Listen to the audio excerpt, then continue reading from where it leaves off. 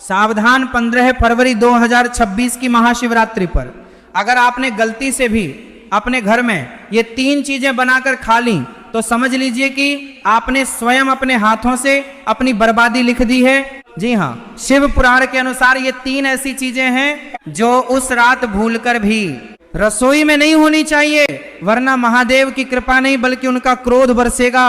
आज मैं आपको बताऊंगा कि कैसे ये मामूली दिखने वाली सब्जियां आपके हंसते खेलते परिवार को सड़क पर ला सकती हैं। इसलिए वीडियो को शुरू से अंत तक ध्यान से देखिएगा, क्योंकि सवाल आपके घर की सुख शांति का है। दोस्तों, 15 फरवरी 2026 की तारीख को अपने कैलेंडर में अभी के अभी लाल रंग से मार्क कर लीजिए, क्योंकि ये कोई साधारण महाशिवरात्रि नहीं है। शास्त्रों की गणना और ग्रह नक्षत्रों का ऐसा दुर्लभ संयोग करीब 700 साल बाद बन रहा है। लेकिन ठहरिए, अगर आप सोच रहे हैं कि केवल मंदिर जाकर जल चढ़ा देने से सब कुछ ठीक हो जाएगा तो आप बहुत बड़ी गलतफहमी में हैं। शिव पुराण के रुद्र संहिता में स्पष्ट लिखा है कि महाशिवरात्रि के दिन अगर आपके घर की रसोई में ये 3 सब्जियां गलती से भी बन गई या काट भी ली गई तो महादेव का तीसरा नेत्र नहीं खुलता, बल्कि आपके घर का विनाश शुरू हो जाता है। जी हाँ, आपने सही सुना, कंगाली ऐसे दरवाजे खटखटाएगी कि आप समझ भी नहीं पाएंगे कि पैसा आ कहां से रहा है और जा कहां रहा है।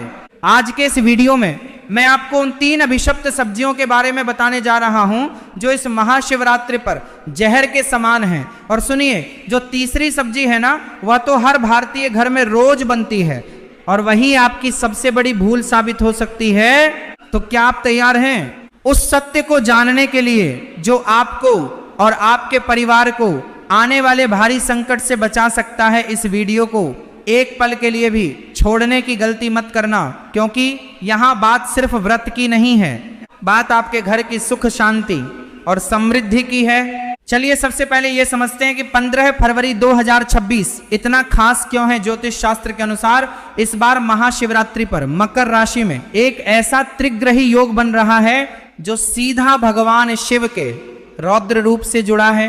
जब भी ऐसा योग बनता है तो पृथ्वी पर नकारात्मक और सकारात्मक दोनों ऊर्जाएं अपने चरम पर होती हैं। ऐसे समय में हम जो खाते हैं वह सीधा हमारे मन और भाग्य पर असर डालता है। भोजन केवल पेट भरने का साधन नहीं है, बल्कि यह ऊर्जा का स्रोत है। जैसा खाए अन्न वैसा होए मन, ये कहावत तो आपने सुनी होगी, लेकिन महाशिवरात्रि के दिन ये कहावत एक नियम बन जाती है। अब आप सोच रहे होंगे कि सब्जियां तो प्रकृति की देन है, फिर वो अशुभ कैसे हो सकती हैं? तो आपको बता दूं कि आयुर्वेद और गरुड़ पुराण के अनुसार कुछ सब्जियां ऐसी होती हैं जो तामसिक गुणों से भरी होती हैं। शिव जी वैरागी हैं, उन्हें सात्विकता पसंद है। इस दिन वातावरण में शिव तत्व की प्रधानता होती है। अगर आप उस दिन तामसिक भोजन पकाते हैं तो आप सीधे तौर पर उस दिव्य ऊर्जा के प्रवाह को अपने घर में आने से रोक देते हैं। ये वैसा ही है जैसे आप आग में घी डालने की जगह पानी डाल दें। तो चलिए बात करते हैं पहली सब्जी की, जिसे देखकर शायद आपको यकीन ना हो, लेकिन शास्त्रों में इसे महाशिवरात्रि के दिन घर में लाना भी वर्जित माना गया है। वो सब्जी है बैंगन। जी हाँ, चौंकिए मत, बैंगन को लेकर हमारे धर्म ग्रंथों में बहुत ही कड़ा नियम है। कार्तिक मास और विशेष तिथियों पर बैंगन खाना मना है, लेकिन महाशिवरात्रि पर तो इसे छूना भी पाप माना गया है। क्या आप जानते हैं क्यों? इसके पीछे एक वैज्ञानिक और आध्यात्मिक दोनों कारण हैं। आध्यात्मिक कारण यह है कि बैंगन को अशुद्ध माना जाता है पुरानी मान्यताओं के अनुसार। इसमें बीज बहुत अधिक होते हैं और यह मन में चंचलता और वासना को बढ़ावा देता है। शिवरात्रि की रात संयम और साधना की रात है। हमें अपने मन को स्थिर करना होता है ताकि हम शिव तत्व से जुड़ सकें। अगर आप इस दिन बैंगन की सब्जी बनाते हैं या उसका भरता बनाते हैं तो आपके घर के सदस्यों के मन में क्रोध और आवेश बढ़ेगा। छोटी छोटी बातों पर लड़ाई झगड़े होंगे और जहां क्लेश होता है वहां से लक्ष्मी रूठ कर चली जाती है। वैज्ञानिक दृष्टिकोण से देखें तो इस मौसम में बैंगन में कीड़े होने की संभावना सबसे अधिक होती है और शिवरात्रि पर हम जो भी खाते हैं वह शुद्ध और पवित्र होना चाहिए। अगर अनजाने में भी आपने अशुद्ध भोजन कर लिया तो आपका पूरा व्रत और पूजा खंडित हो सकती है।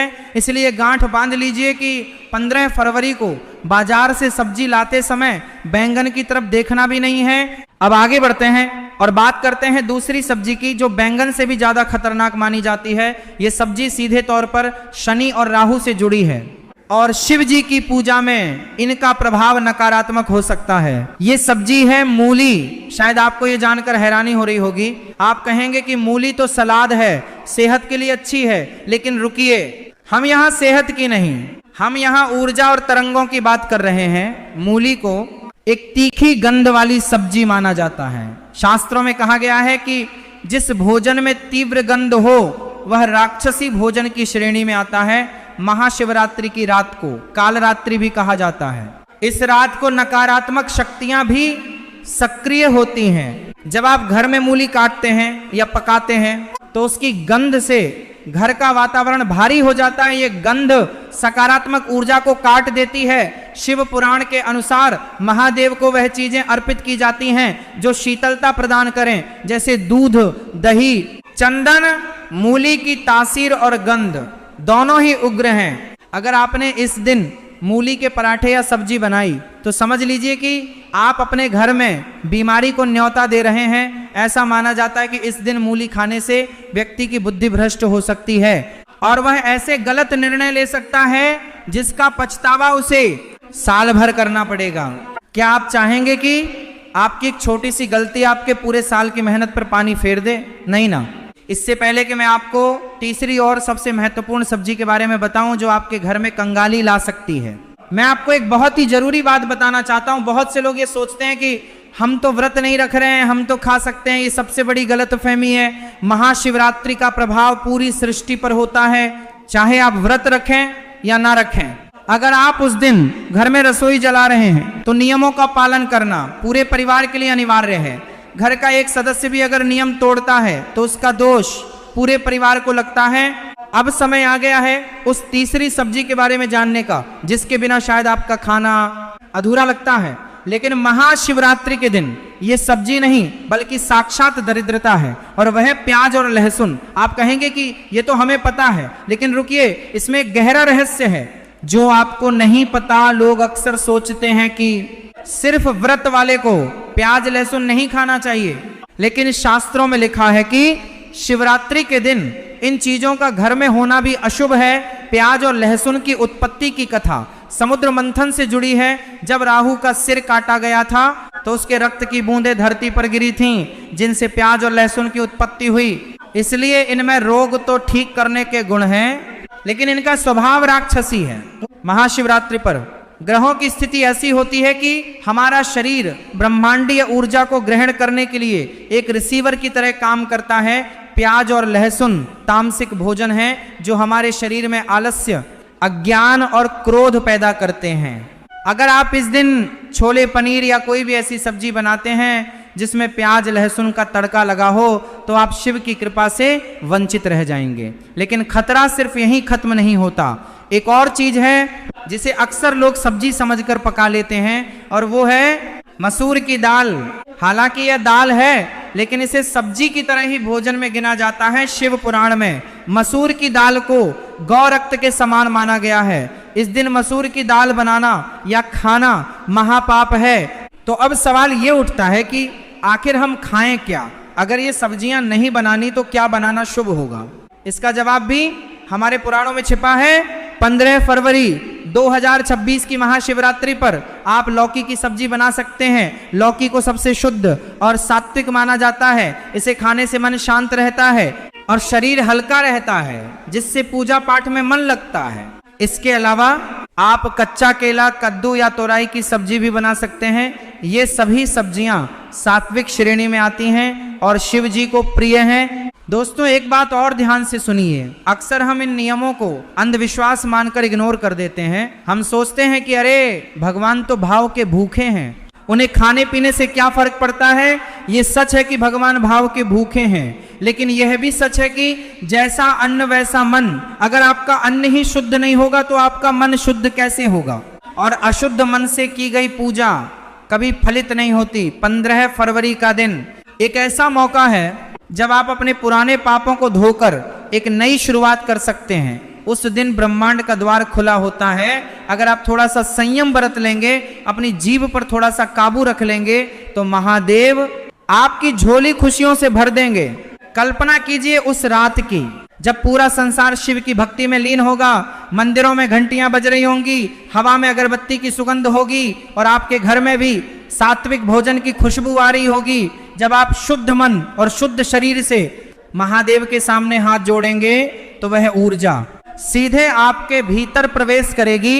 आपको महसूस होगा कि कोई शक्ति है जो आपकी रक्षा कर रही है। लेकिन जरा सोचिए, अगर उसी समय आपके घर में प्याज लहसुन की गंध आ रही हो या बैंगन पक रहा हो तो वह सात्विकता खंडित हो जाएगी। नकारात्मक शक्तियां जो उस रात सक्रिय होती हैं वे आपके घर की ओर आकर्षित होंगी और फिर शुरू होगा परेशानियों का दौर, बीमारी, पैसा अटकना, बच्चों का पढ़ाई में मन ना लगना, पति पत्नी में क्लेश। ये सब उसी नकारात्मक ऊर्जा का परिणाम होता है। इसलिए मेरी आपसे हाथ जोड़कर विनती है कि 15 फरवरी 2026 को एक प्रयोग के तौर पर ही सही, लेकिन इन नियमों का पालन जरूर करें। अपने घर की महिलाओं को, माताओं को, बहनों को पहले ही बता दें कि इस दिन बाजार से बैंगन, मूली, प्याज, लहसुन और मसूर की दाल बिल्कुल ना खरीदें, बल्कि एक दिन पहले ही रसोई की सफाई कर लें। गंगा जल छिड़क कर रसोई को पवित्र करें, क्योंकि रसोई घर का मुख्य केंद्र होता है। अगर रसोई शुद्ध है तो पूरा घर शुद्ध है। इस वीडियो को बनाने का मेरा उद्देश्य आपको डराना नहीं है, बल्कि आपको जागरूक करना है। हमारे जिच्छी मुनियों ने जो नियम बनाए हैं उनके पीछे गहरा विज्ञान है। वे जानते थे कि ग्रहों की चाल का हमारे शरीर और मन पर क्या असर होता है। वे जानते थे कि किस दिन कौन सा भोजन हमारे लिए विष बन सकता है और कौन सा अमृत। आज का आधुनिक विज्ञान भी अब इन बातों को मानने लगा है कि भोजन का हमारे अवचेतन मन पर गहरा प्रभाव पड़ता है। तो क्या आप वादा करते हैं कि इस महाशिवरात्रि आप इन 3 सब्जियों को अपने घर में नहीं घुसने देंगे? कमेंट में हर हर महादेव लिखकर अपनी हाजिरी जरूर लगाएं। और हाँ, एक और गुप्त बात जो बहुत कम लोग जानते हैं, महाशिवरात्रि के दिन नमक का प्रयोग भी कम से कम करना चाहिए। अगर हो सके तो सेंधा नमक का ही प्रयोग करें, साधारण नमक का त्याग करें। इससे आपके शरीर में जल का संतुलन बना रहेगा और आप साधना में अधिक समय तक बैठ पाएंगे। याद रखिए, 15 फरवरी 2026 का दिन आपकी किस्मत बदल सकता है। बस जरूरत है तो थोड़ी सी सावधानी और श्रद्धा की। शिव जी बहुत भोले हैं, वह एक लोटा जल से भी प्रसन्न हो जाते हैं, लेकिन वह रुद्र भी हैं। अगर हम जानबूझकर नियमों का उल्लंघन करते हैं तो हमें उनके क्रोध का भी सामना करना पड़ सकता है। कंगाली और दरिद्रता को न्योता मत दीजिए, अपने घर को मंदिर बनाइए, सात्विक भोजन पकाइए और फिर देखिए कि कैसे महादेव की कृपा आपके पूरे परिवार पर बरसती है। जाते जाते एक बार फिर दोहरा दूं, बैंगन नहीं, मूली नहीं, प्याज लहसुन नहीं, इन 3 दुश्मनों को उस दिन अपनी थाली से दूर रखें। और अगर आप चाहते हैं कि मैं महाशिवरात्रि की सही पूजा विधि और शुभ मुहूर्त पर भी एक विस्तृत वीडियो बनाऊं तो नीचे कमेंट करके जरूर बताएं। मैं कोशिश करूंगा कि आपके लिए वो जानकारी भी जल्द से जल्द लेकर आऊं। अंत में बस इतना ही कहूंगा कि विश्वास ही फलदायक होता है। अगर आप विश्वास के साथ इस नियम का पालन करेंगे तो आपको परिणाम जरूर दिखेगा, और अगर मन में शंका रखकर करेंगे तो अमृत भी विष बन जाएगा। महादेव आप सभी की रक्षा करें, आपके घर के भंडार हमेशा भरे रहें। आप सभी को महाशिवरात्रि की अग्रिम शुभकामनाएं। इस जानकारी को अपने तक सीमित मत रखिएगा, अपने दोस्तों, रिश्तेदारों और परिवार के व्हाट्सएप ग्रुप में इसे अभी शेयर कर दीजिए। क्या पता आपके एक शेयर से किसी के घर में अनजाने में होने वाला पाप रुक जाए और उसका पुण्य आपको ही मिलेगा, क्योंकि अच्छी बात फैलाना भी एक तरह की शिव सेवा ही है।